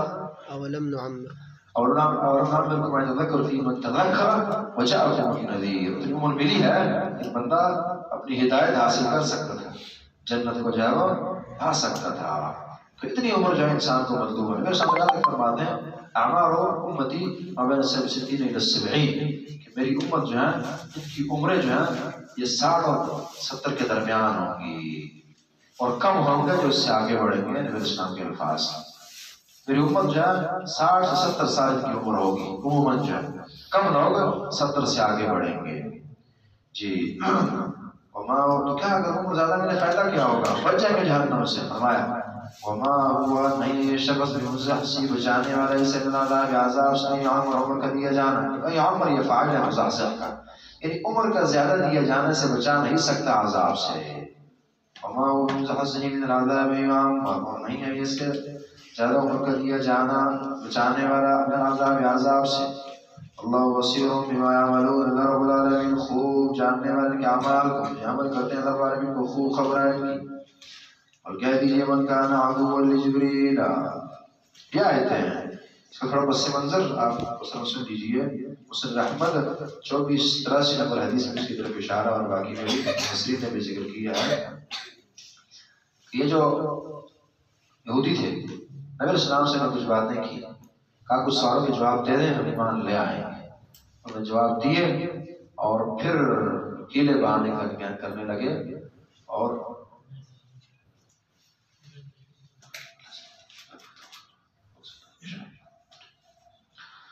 تو ان کا جواب نہ دیا انہوں نے، اور ایک بہانہ یہ پیش کیا کہ جبریل امین جو کہ وحی لے کر آئے ہیں اس لیے ہم نہیں مانیں گے، اور فرشتہ ہوتا یہ ہمارے دشمن ہے. جبریل امین عذاب لانے والے فرشتے ہم پر. تو یہ انہوں نے بہانہ تراشا، اور بہت بڑا کفر تھا جو ان کی زبان سے نکلا کہ اللہ تعالیٰ اس پر رد کریں گے. تو یہ آیت پھر نازل ہوئی کہ جو جبریل کے دشمن وہ کافر ہے اور اللہ کا بھی دشمن ہے. اور اس کے علاوہ یہ ان کی دشمنی تھی انبیاء سے، انبیاء کے ساتھ ساتھ ان کی ملائکہ سے بھی دشمنی تھی، اس لیے یہ بھی عام پر بھی رہا. اور کہہ دیجیے من کان عدوا لجبریل، جو کوئی دشمن ہے جبریل کا. جبریل مانا عبداللہ کے ہیں. فإنه نزله على قلبك، بے شک شان یہ ہے. اس میں اسفا کے بعد کچھ جملے مخفی ہے. مانا یہ ہے کہ جو جبریل کا دشمن ہے تو یہ دشمنی اللہ کی دشمنی ہے. تو جبریل تو اللہ کا بندہ ہے اور یہ جبریل کے دشمن کافر ہے. یہ کہ فإنه نزله على قلبك بإذن الله، جبریل نے تو اتارا ہے اس کتاب کو على قلبك، آپ کے دل پر اتارا ہے. على قلبك لتكون من المنذرين، قرآن نے کہا قرآن کو دل پر اتارا گیا ہے. نبی السلام کو دل پر قرآن اترا ہے. سمجھ آئی کہ قرآن کا کمال تب آپ کو ملے گا، تب آپ مستفید ہوں گے جب آپ کے دل میں قرآن اترے گا. جب تک باہر ہے کمال نہیں ہے قرآن. اور تبھی دل میں اتر سکتا ہے جب آپ معنی مفہوم تفسیر کو جانتے ہیں. قرآن کی دلی کتاب ہے، دل پر اتری ہے، دل کے اندر انقلاب برپا کر دیا. علی قلبک انہوں نے اتارا. اور یہ صرف یہودیوں کی نہیں، ہر یہود زدہ شخص جو ہے اس کی بیماری یہی ہوگی، وہ سند پر اعتراض کرے گا. آپ ان روافض کو دیکھ لیں، ان کا اعتراض سند پر ہے. یہ رسول اللہ پر بولنے کے لیے ابو بکر عمر صحابہ کو نشانہ ہے، وہ سند ہے نا، جو کہ اسلام ان سے مخفی ہے. تو جب سند پر اعتراض آپ نے کر دیا، دیکھیں اگر ایک اعلیٰ ترین اور مفید ترین حدیث ہے، بہترین متن ہے، اور اس کی سند ضعیف ہوگی تو متن کس کام کا؟ کیا آپ کسی حدیث کی سند کو ضعیف ثابت کر دیں، حدیث پھر کسی کھاتے کی نہیں ہوتی. اسی طرح یہ کام یہودیوں کا ہے، انہوں نے کیا ہے، اور یہ تو گمراہوں نے ان سے سمجھا ہے کہ جب آپ قرآن کی سند پر اعتراض کریں، قرآن کی سند کیا ہے؟ قرآن نے خود ہی بیان کیا، آگے آئے گی. صحابہ ان سے پہلے رسول اللہ، اور اس سے پہلے جبریل، اور پھر اللہ. جب یہاں اعتراض ہوا جبریل پر تو سند پر ہی اٹیک ہو گیا. سند پر اٹیک، ایک سطور کو جب آپ غیر معتبر کہہ دیں، مثلا اگر یہ بلڈنگ 3-4 دیواروں پر کھڑی ہے اور پھر لیبارٹری ثابت کر دیں یہ ایکسپائر دیواریں ہیں، 5 مہینے میں یہ ٹک سکتی ہے، اس کا مطلب یہ ہے کہ لاؤ مشینری اور ختم کرو اس کو، یہ نہیں ٹک سکتی ہے جگہ. نقصان دیکھیے، جب بنیاد نہ رہے، سند نہ رہے، ساری چیز ہی گئی. تو یہ یہودیوں کی روش ہے کہ سند پر اعتراض. ہر منکر حدیث کو آپ دیکھ لیں، ہر گمراہ کو آپ دیکھیں، ہر بدعتی کو آپ دیکھیں، انہوں نے ہمیشہ جو ہے سند پر اعتراض کیا. حتیٰ کہ ہمارے پاس جاہل مسلمانوں نے بھی یہی کچھ کیا ہے. ابو ہریرہ صاحب پر اعتراض ہو گئے، فلانے پر ہو گئے، اور یہی جراثیم تھے، اعتزال اور جہلیت وغیرہ وغیرہ کے غصے. فإنه نزل على قلبك بإذن الله، نازل کیا آپ کے دل پر اللہ کی اجازت سے. یہ بھی نہیں ہے کہ جبریل لے کر دیکھیں جبریل سے دشمنی کی، جبریل کا کیا قصور ہے؟ جبریل نے جو اتارا علیہ السلام نے وہ تو اللہ کے حکم سے اتارا ہے، بإذن اللہ ہے. اس کا مطلب یہ ہوا کہ تمہاری جنگ جبریل سے نہیں ہے، اللہ سے جنگ ہے. یا تو جبریل خود اپنے ہاتھوں اٹھا کر لائے اور دیے ہو آگے، اللہ نے بھیجے ہم سے. آپ ڈاکیے پر کیا اعتراض ہے؟ جس نے ڈاک بھیجی ہے اس پر اعتراض ہے نا، اور آپ کا اعتراض اس پر بنتا ہو. ڈاکیہ بیچارہ تو اپنی ذمہ داری پوری کر رہا ہے، اس طرح کی بات ہے. کلام اللہ، کتاب اللہ کی، حدیث رسول اللہ کی، اور آگے راویوں بیچاروں کو قربانی دی ہے، محنت کی ہے، چیز تیار کر کے پیش کیا آپ نے، ان پر اعتراض کا کیا معنی ہے؟ مانا یہ کہ آپ کا دراصل مسئلہ جو ہے وہ بیچنے والے سے ہے، اس سے نہیں۔ باقی اخذ ہے اسی کو مارنا پیٹنا شروع، یار اس کی کیا غلطی ہے؟ اس نے بھیجا ہے، اس سے لڑے، اگر نہیں مزہ یا تکلیف آپ کو پہنچتی ہے اس سے تو اللہ پر اعتراض بنتا ہے تمہارا، نہ کہ جبریل پر ہے۔ تو دشمن اللہ کے ہو، جبریل کے نہیں ہو۔ مصدقا لما بین یدیہ، اور چیز بھی پھر کوئی ایسی نہیں جو تمہارے خلاف ہے، بلکہ مصدقا لما بین یدیہ، تصدیق کرنے والی ہے یہ چیز اس کی جو تمہارے لما بین یدیہ، جو اس سے پہلے ہے۔ قرآن نے تصدیق کی ہے نا، تورات کی ہے، انجیل کی ہے، ہدن اور ہدایت ہے۔ بلکہ تصدیق تو ہوتی ہے لیکن کڑوی تصدیق ہوتی ہے، فائدے سے خالی میں وہ ہدا، ہدایت بھی ہے اس میں، تمہیں تمہاری راہ دکھانے والی کتاب ہے۔ اور بشرا، لیکن بعض اوقات اگر دشمن بھی لایا اور اچھی چیز لایا تو مانی جاتی ہے نا۔ اگر جبریل تمہارا دشمن بھی ہے بالفرض تو چیز کتنی پیاری لایا ہے، مانو یہ ہدایت ہے، ہدایت ہے ہدا۔ اور بعض اوقات ہدایت تو ہے لیکن سخت قسم کی ہدایت ہے، نہیں وہ بشرا، خوشخبریاں یار، مزے ہی مزے ہیں اس میں۔ بھلے ہی دشمن لایا وہ خطر، لیکن خیر کی خبر لایا ہے، خوشخبری لایا کہ موتا ہوا نواسا ہوا، خزانے لاٹری نکلی تمہاری، یہ تو خوش ہونے والی بات ہے۔ بڑے بندہ نہیں اچھا لگتا، بات اچھی ہے، اور بشرا اور خوشخبری ہے دل مومنین مومنوں کے لیے۔ ہاں مسئلہ یہ ہے، خوشخبری مومنوں کے لیے ہے، مسلمانوں کے لیے ہے، مسلمان نہیں بلکہ کافر اور اللہ اور رسول کے دشمن ہو۔ اس لیے الحمدللہ ہم خوش ہیں، ہم قرآن پر خوش، حدیث پر خوش، دونوں کو ہی کامل کمپلیٹ سمجھتے ہیں، جسے تکلیف ہو وہ روتا رہے۔ بشرا للمؤمنین۔ اب فتوی پر جبریل کے دشمنوں پر، من کان عدو للہ، جو کوئی دشمن اللہ رب العالمین کا، ملائکتہ، اور اس کے فرشتوں کا دشمن، اور رسولہ، اور جو اس کے رسولوں کا دشمن، وہ جبریل اور جبریل کا دشمن، وہ میکال اور میکال کا دشمن، فرشتے ہیں۔ فإن اللہ عدو للکافرین، تو فإن اللہ، اتفاق پھر بتا رہی ہے یہ تمام کافر ہیں، اور فإن اللہ عدو للکافرین، کافروں کا اللہ دشمن ہے۔ اللہ کے ولیوں کی دشمنی اللہ کی دشمنی ہے۔ من عاد لی ولیا فقد آذنته بالحرب، بخاری کی حدیث، تو کسی میرے دوست سے دشمنی رکھے گا تو اس سے میرا اعلان جنگ ہے۔ ظاہر ہے اعلان جنگ دشمن سے ہی ہوتا ہے نا، بچوں سے تو کوئی اعلان جنگ نہیں کرتے۔ اعلان جنگ آپ جانتے ہیں بڑا جملہ ہے نا، ایک ہے مارنا، ایک ہے جنگ کرنا۔ جنگ دشمنوں سے ہوتی ہے، رائفل اسلحہ اٹھا کر جنگ کی ہوتی ہے، وہ دشمن سے ہوتی ہے، اور بیٹوں سے نہیں ہوتی ہے انسان۔ مطلب یہ کہ یہ تم اللہ کے دشمن ہو، اللہ تمہاری دشمنی میں کھڑے ہیں۔ فإن اللہ عدو للکافرین، بے شک اللہ رب العالمین جو دشمن ہے کافروں کے، تم اللہ کے دشمن، اللہ تمہارے دشمن، بچو گے نہیں ہے۔ وَلَقَدْ أَنزَلْنَا إِلَيْكَ آيَاتٍ بَيِّنَاتٍ، ہم نے اتارا آپ کی طرف واضح نشانیوں کو، ہم نے واضح نشانیاں اتاری ہیں، نہیں مانتے چھوڑیں ان کو، آئیے آپ کی طرف۔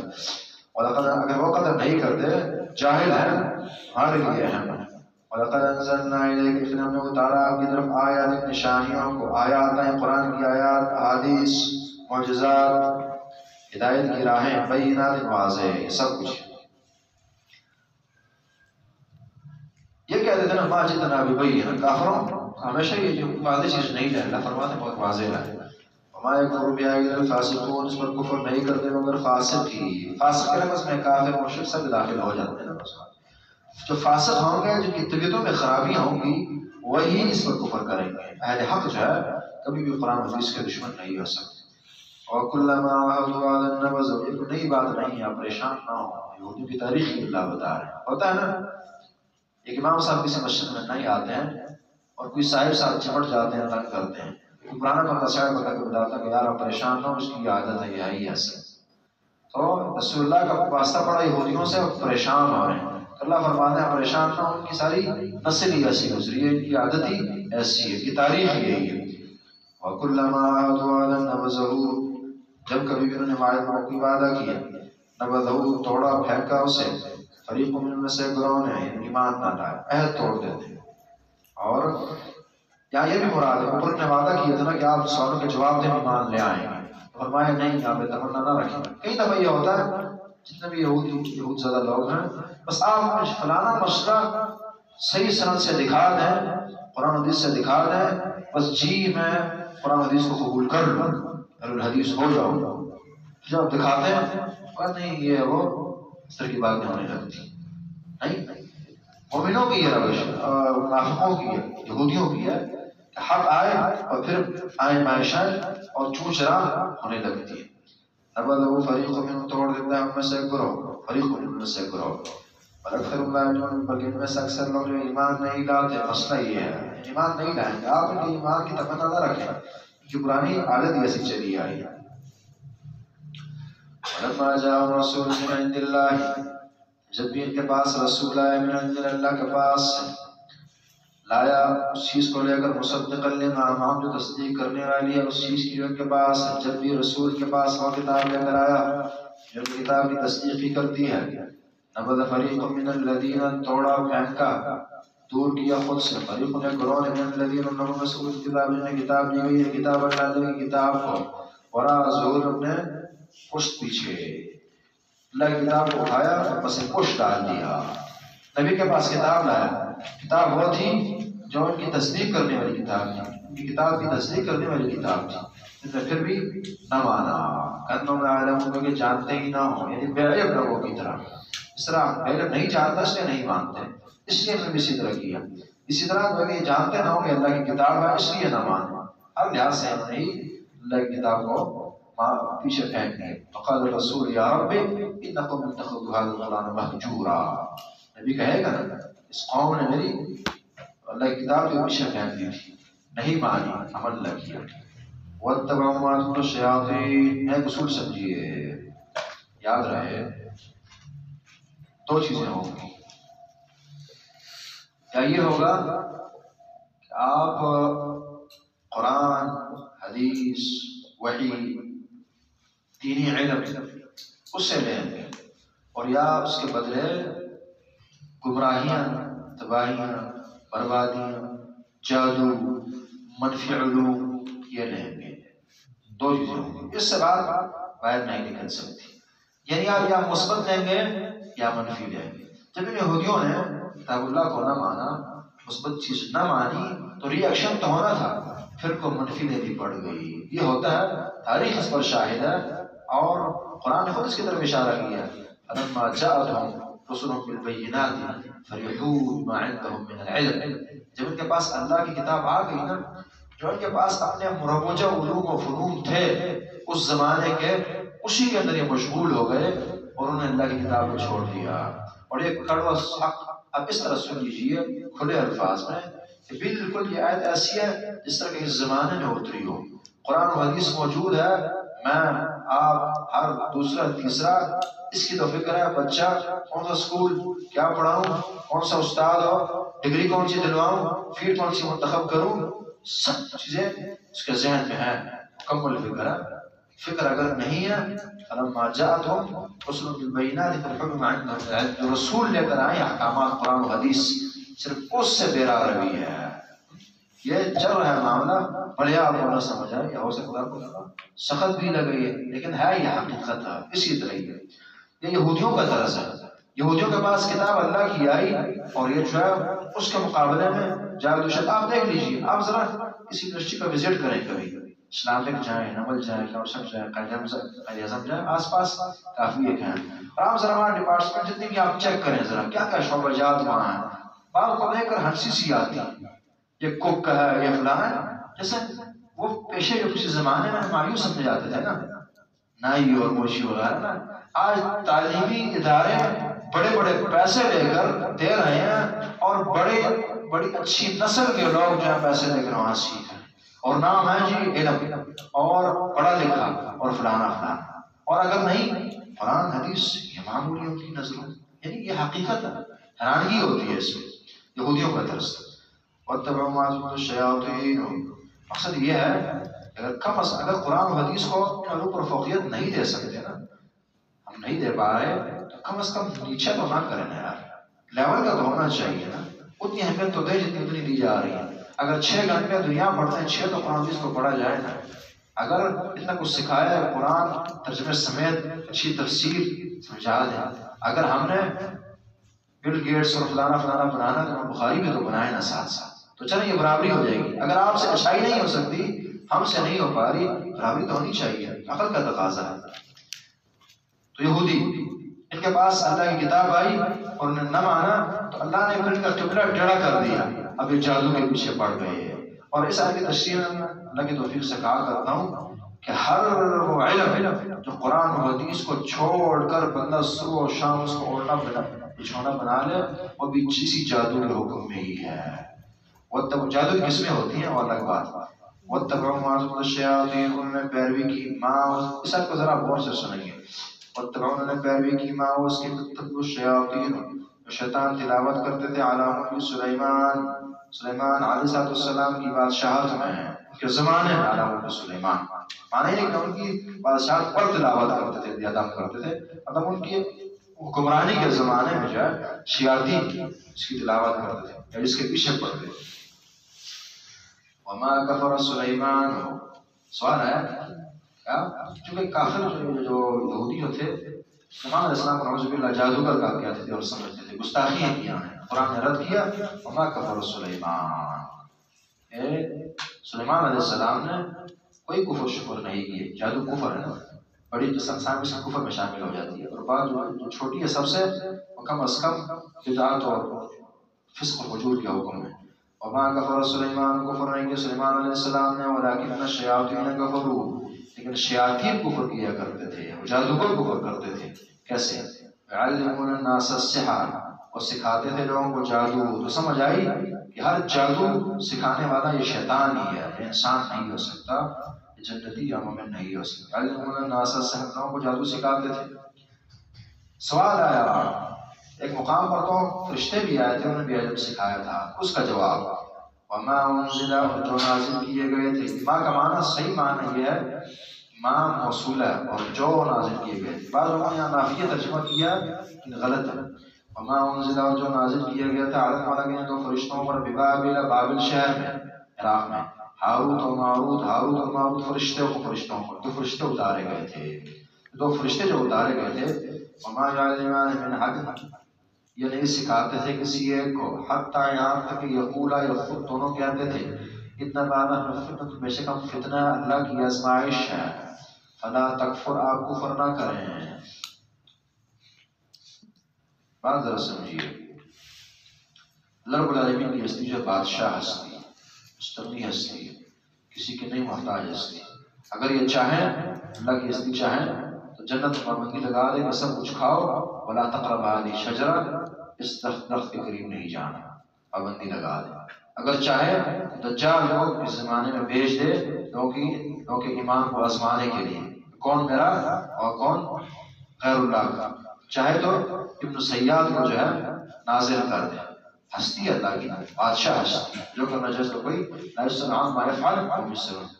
اسی طرح اللہ رب العالمین نے ایک کام یہ بھی کیا تھا، فرشتے اتارے اور انہیں یہ جادو کا علم دیا اور کہہ دیا کہ جو بھی تمہارے قریب ہے اسے منع کرو کہ نہ ہو. چیز نہیں سیکھنی کفر ہے، تباہ ہوں گے، برباد ہوں گے.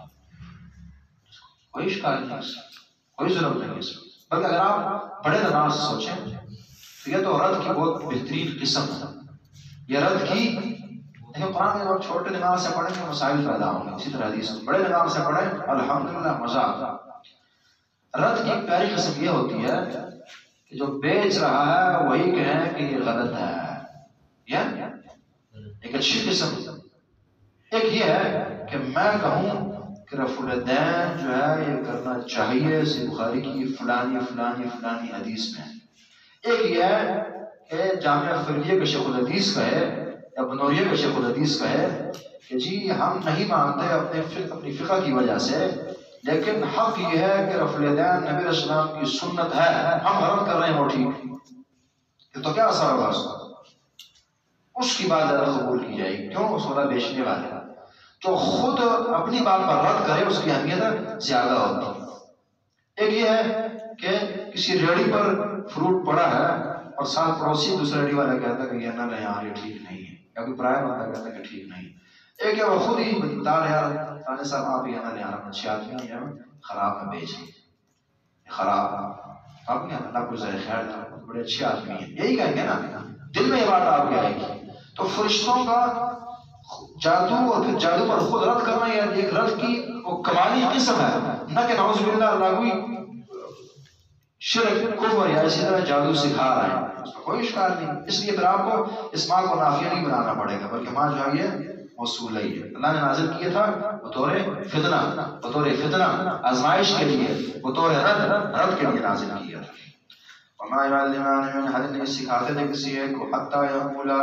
اور اس کے زمرے میں پھر جتنے بھی آپ کے دم دروج اور غیر شرعی اس کے اندر داخل ہو جاتے ہیں، تعویذیں اس کے اندر داخل ہو جاتی ہیں. تعویذ جو غیر قرآنی ہے وہ تو شرک اور کفر اور بدعت کے زمرے میں ہے، اور جو قرآنی ہے ان میں سے اکثر مکروہ.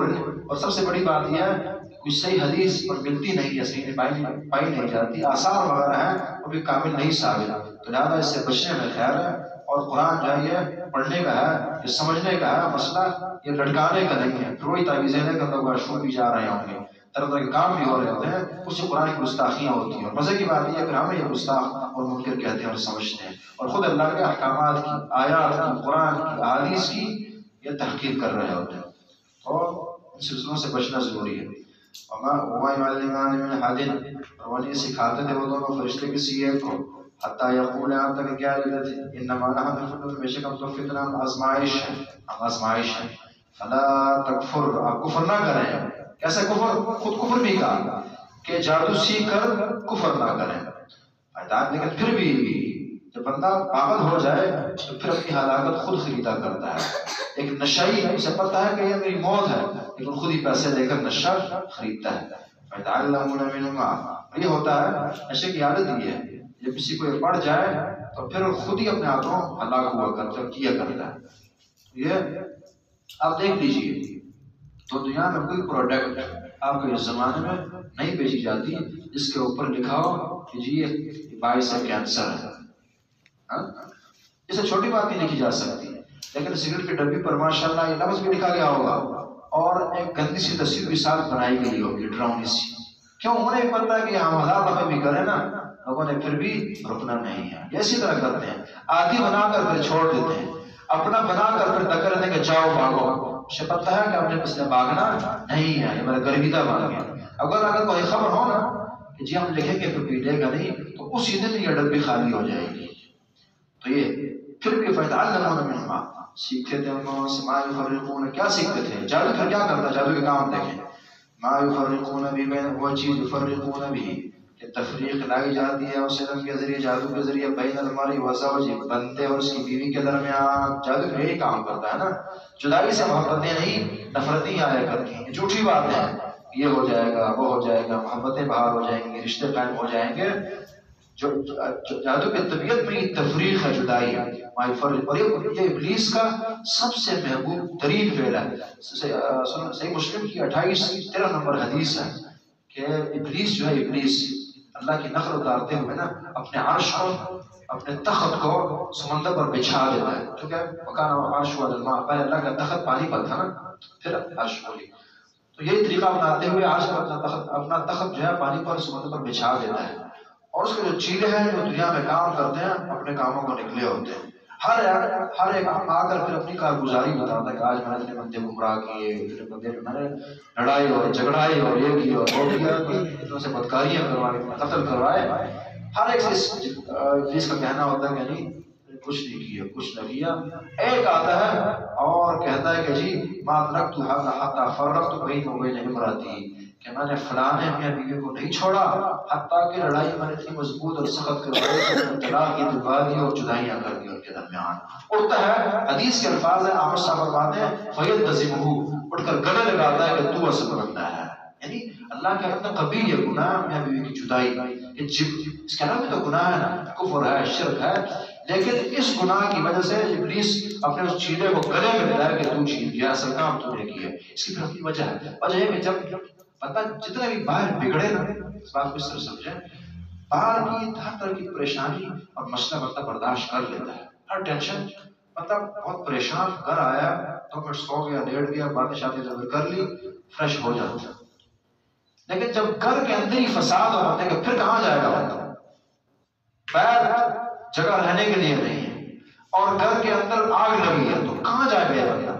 اس لیے آپ دیکھ لیجیے ہوشیار ترین بندہ بھی نا جب گھر میں لڑے جھگڑے دماغ معروف ہے اس کا. ٹھیک ہے، یہ پریشانی ایسی ہے، حدیث نے بھی کہا الہوا للب الرجل الحازم، یہ جو ہے عورتیں خاص طور پر ایک پختہ عقل رکھنے والے بندے کا عقل کو ختم کر دیتے ہیں. جو لڑائی جھگڑے ہیں نا گھریلو، یہ جہاں دنیا تباہ کرتے ہیں بندے کی، وہاں آخرت بھی تباہ کر دیتے ہیں. شیخ الحدیث ہو کر بندہ اگر لڑائی میں پڑ جائے نا، اپنا آدھا دماغ اور آدھا دین جو ہے وہ چھٹی میں لگائی جائے. حقیقت ہے اللہ نے اگر کسی کو مقام دکھایا ہو، اللہ اگر نہیں دیکھے ہوئی زندگی اجڑ جاتی ہے بندے کی.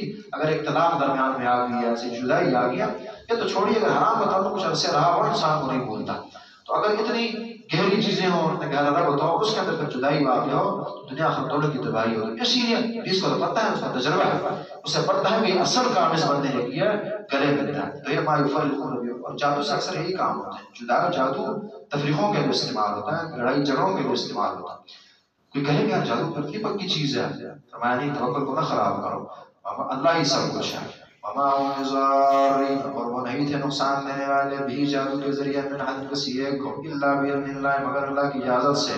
جادو بڑی چیز ہے لیکن جادو اللہ کی طاقت سے باہر نہیں ہے. اس لیے جادوگروں سے نہ ڈریں، رب العالمین سے ڈریں.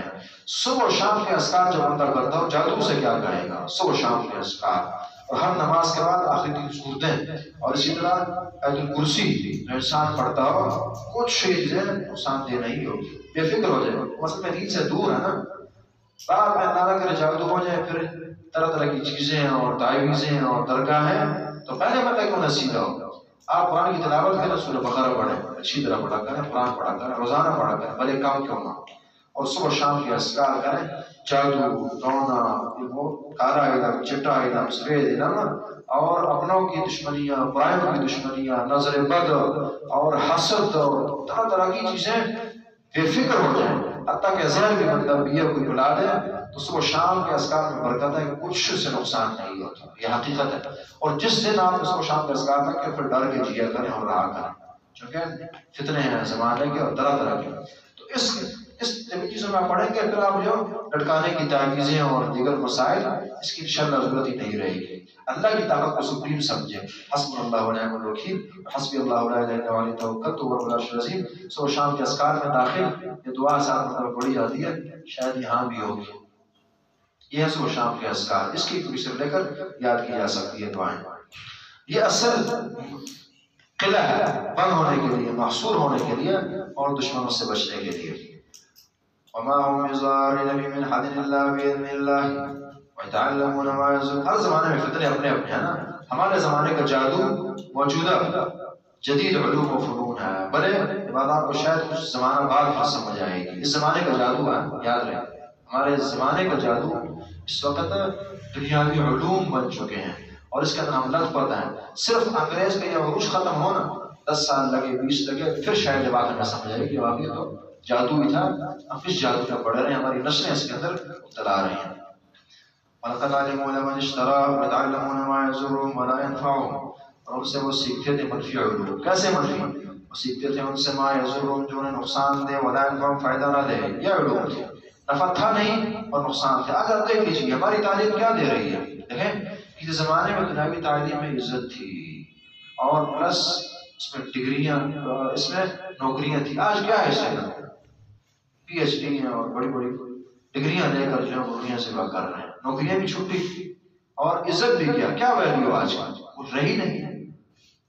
ہاں قرآن حدیث جس نے پڑھا دل سے لگایا اور جڑ گیا، اگر ایک خیمے کے اندر گزار رہا واللہ اس کی وہ خیمے کی زندگی جنت والی زندگی ہوگی.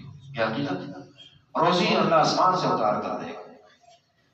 وَيَتَعَلَّمُونَ مَا يَضُرُّهُمْ وَلَا يَنفَعُهُمْ، سیکھتے تھے اس سے جو انہیں نقصان دے اور فائدہ نہ دے. وَلَا يَنفَعُهُمْ. بڑا محروم باپ ہے جس نے اپنی اولاد وحی کے علم سے محروم کر دی ہے. بڑا محروم ہے وہ شخص جو خود وحی سے محروم تھا اور رہ رہا. وَلَقَدْ عَلِمُوا لَمَنِ اشْتَرَاهُ، اور وہ جانتے تھے کہ جو کوئی علم حاصل کرے گا، خریدے گا یہاں کا، چونکہ لوگ خریدتے ہیں پیسے لے کر علم حاصل کرتے ہیں، جادو وغیرہ وغیرہ. نام بدل ہی جاتے ہیں، جی میجک اور فلانا فلانا، مگر بنیاد یہی ہے. جتنا آپ کو یہ اس وقت یہ عملیات کا نظام چل رہا ہے، میجک کے معاملات چل رہے ہیں، اسی طرح ستاروں میں تاثیر کے چل رہے ہیں، ستاروں کی گردش کا کہا جاتا ہے، دن کیسے رہے گا، سال کیسے رہے گا، یہ سب اسی کہانت اور جادوگری کی قسم میں داخل اور شامل ہے. اور اللہ کے ہاں بندے کی نماز نہیں قبول ہوتی جو بیماریوں اور زندگیوں کے مطابق جاتا ہو، اسے مثبت سمجھتا ہو، قد کفر، نعوذ باللہ، محمد صلی اللہ علیہ وسلم حدیث بتاتی ہے کہ اس بندے نے اس شریعت پر کفر کیا جو اللہ نے اتارا ہے۔ لہٰذا جادوگروں اور ایسے گمراہوں سے دور رہے، اگر اپنا ایمان اسی ہاتھ میں توڑا لیں گے۔ آپ کے ستارے کیا کہتے ہیں، لکیریں کیا بتاتی ہیں، کل کیا ہوگا، یہ سب اسی کا حصہ ہے۔ اپنا عقیدہ بنائیے، بیوقوف مسلمان نہ بنے، کمزور نہ بنے، قرآن حدیث سے جڑے اور چھوڑیں ان معاملات۔ یہ قرآن تمہارے لیے کافی ہے، اسے ہی کافی سمجھیے۔ تو یہاں قرآن نے بھی کہا کہ جو کوئی علوم حاصل کرے گا یا علم ما له فی الآخرۃ من خلاق، آخر میں اس کے لیے کوئی حصہ نہیں ہے، چھٹی ہے اس کی۔ جنت ہو، جنت کی تمنا نہ رکھے، ایمان سے محروم ہے۔ اسی بنا پر جادوگر بندہ اگر اس کو جادو یا کفر کی حد تک ہو تو اسلام کی سزا اسے قتل کرنے کی ہے، وہ نہیں جیت سکتا۔ اور اگر چھوٹا ہے جادوگر فسق فجور کی حد تک ہے، سزا ہوگی، اسے قید ہوگی، اسے کھلی چھوٹ نہیں دی جا سکتی۔ غیر شرعی علم ہے، کفر کے زمرے میں داخل ہونے والا ہے۔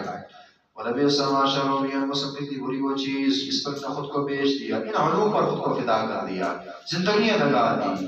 ایک دفعہ بندہ اٹھے اور پوری زندگی علم علم علم علم، 35 سال اس کی عمر ہو گئی، 8 ڈگری ملی، گھر آتے ہوئے ایکسیڈنٹ ہو گیا، تو کیا فائدہ سے انسان کو مر گیا اور اللہ کے پاس چلا گیا؟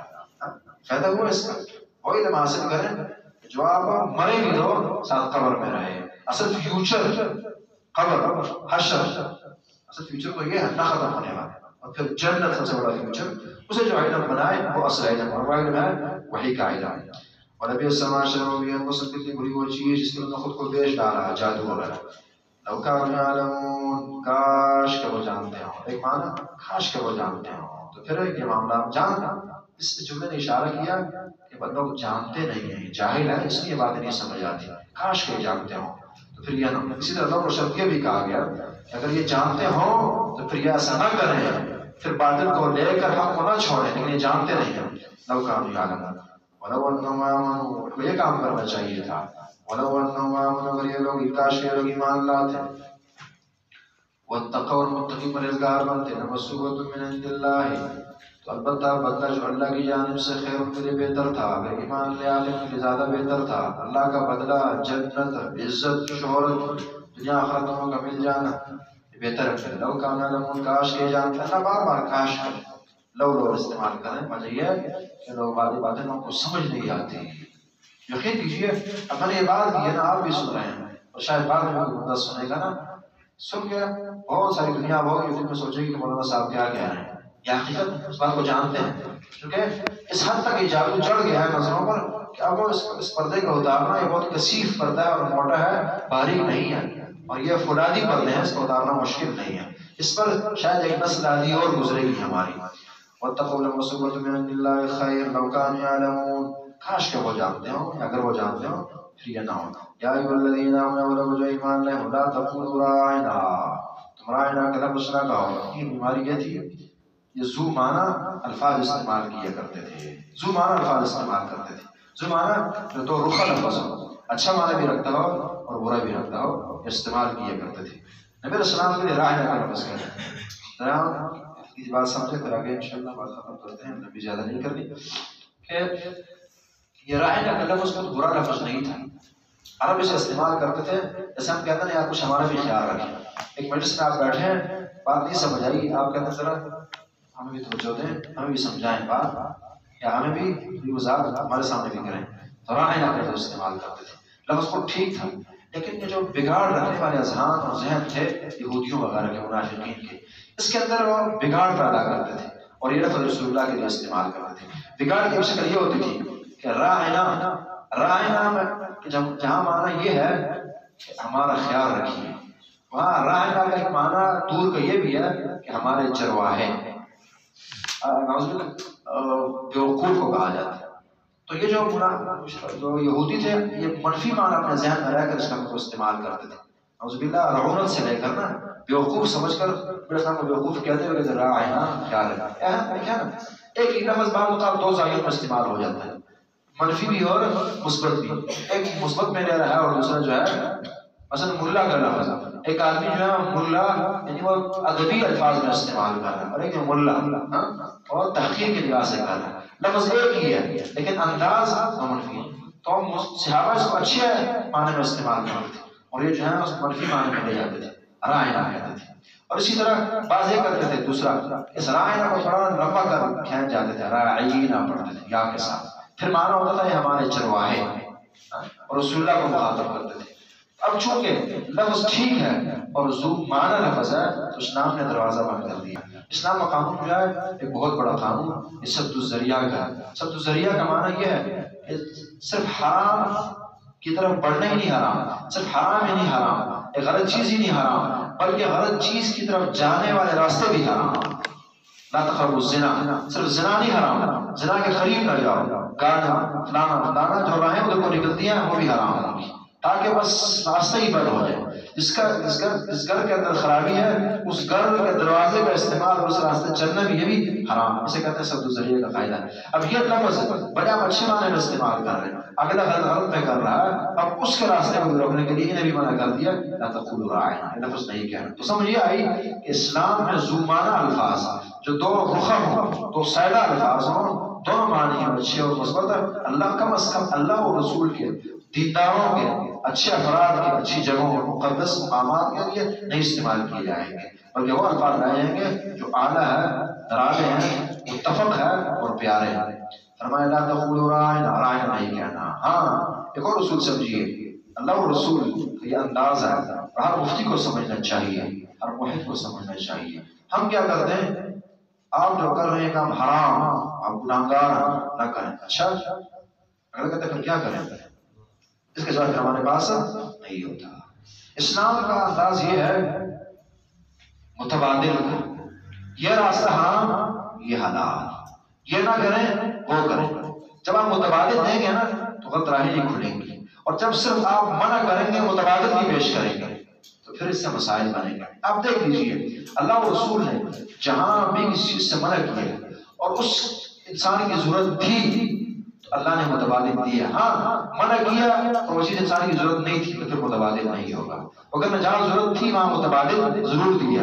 اب اچھا راعنا نہ کہیں مخاطب کرنے کے لیے تو کیا کہیں, فرمایا وقولوا وقولوا انظرنا, یہ الفاظ استعمال کریں جس کے اندر یہ جو غلط معنی نہیں پائے جاتے. وقولوا انظرنا میں دیکھو یہ لفظ استعمال کرو. اور پھر فرمایا واسمعوا اور سنو. یہ بس الگ بات ہے, یہ نہیں ہے کہ انظرنا کہو اسمعنا اسمعوا کہو, نہیں. واسمعوا لوگوں سے کہا ہے لوگوں سن لو, اور کیا سنو اللہ کی باتیں, اللہ کی باتیں سنو, رسول کی باتیں سنو, مانو, قبول کرو. وَلِلْكَافِرِينَ عَذَابٌ, جو کافروں کے لیے دردناک عذاب ہوگا, کافروں کے لیے دردناک عذاب ہوگا جو اللہ اور رسول کی باتیں جو ہیں نہیں مانتے. فتویٰ لگایا ان پر جو اللہ اور رسول کو غلط الفاظ سے مخاطب کرتے ہیں اور ہیر پھیر کرتے ہیں اور ہم احمق سمجھتے ہیں, کہتے ہیں اور بگاڑ پیدا کرتے ہیں ان کے اندر. وَلِلْكَافِرِينَ عَذَابٌ أَلِيمٌ رَبَّنَا تَقَبَّلْ مِنَّا إِنَّكَ أَنْتَ السَّمِيعُ الْعَلِيمُ وَتُبْ عَلَيْنَا إِنَّكَ أَنْتَ التَّوَّابُ الرَّحِيمُ. اللهم اجعله خالصا لوجهك الكريم وبارك لنا فيه وزدنا منه واجعله في ميزان حسناتنا يوم القيامة يا رب العالمين. قل قولي هذا واستغفر الله لي ولكم ولسائر المسلمين.